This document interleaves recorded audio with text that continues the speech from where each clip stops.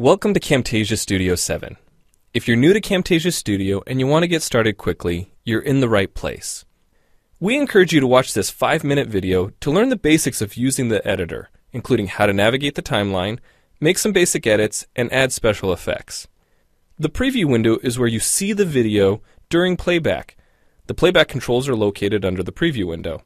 In fact, the video you're watching in the preview window is a sample project playing directly from the timeline you see below. After you watch this video, we hope you take some time to practice what you've learned using the content on the timeline. So let's start with the timeline. This is where you assemble and edit your videos. At the top of the timeline, tick marks represent time in terms of minutes and seconds. When building a video, you'll work in a horizontal manner, beginning from the left and moving sequentially through time towards the right. To make precise cuts and selection, use the zoom slider to magnify the view of the timeline. And when adding elements to your video, such as a call-out or audio clips, these are placed on different tracks.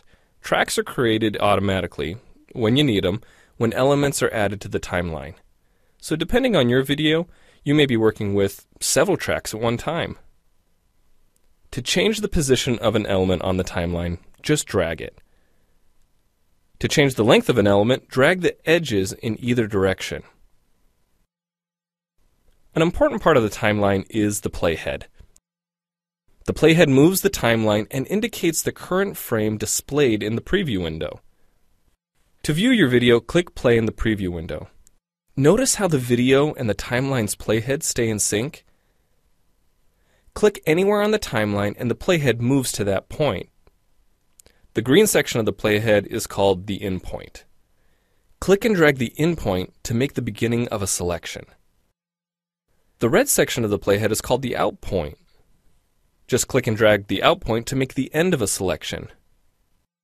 To bring the sections of the playhead back together, double-click the gray playhead. To split a video clip, position the playhead at the desired location and click the split button. And if you want to remove a portion of your video, make a selection with the in and out points, then click the cut button. If you make a mistake while editing, click the undo button. Next, we'll look at the clip bin and the library. The clip bin holds recordings, audio files, images, and title slides being used in the project you're currently working on. Then there's the library. It stores video clips, intros, callouts, title slides, and other elements that you want to use from project to project. The library is also pre-populated with professional animations, music, sound effects, and other content you can use in your video for free. To add your own clips or video sequences to the library, make a selection on the timeline, right-click, and choose Add to Library. To include clips and other elements in your video, drag them from the clip bin or library and drop them onto the timeline. The tabs located above the timeline are task pages used for adding and editing special effects. You can add callouts to emphasize a key point. You can insert a transition between clips for a professional look.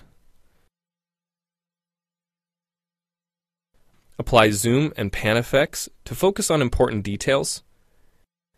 And draw attention to the cursor by changing the color, size, and more. If you double-click an element on a track, the playhead moves to the beginning of that element, and its task page opens, allowing you to make edits to that element. So we've shown you a few ways you can navigate and edit your video, but how do you get content into your video? Well, to make a new screen recording, click the Record Screen button.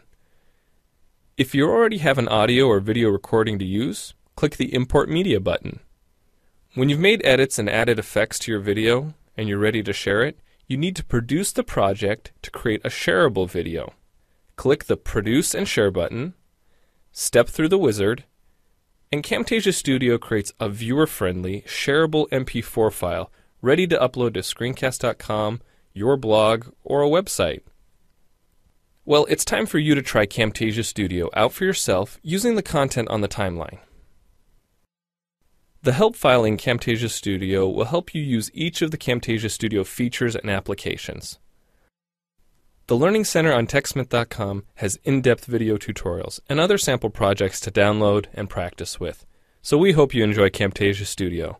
And happy screencasting!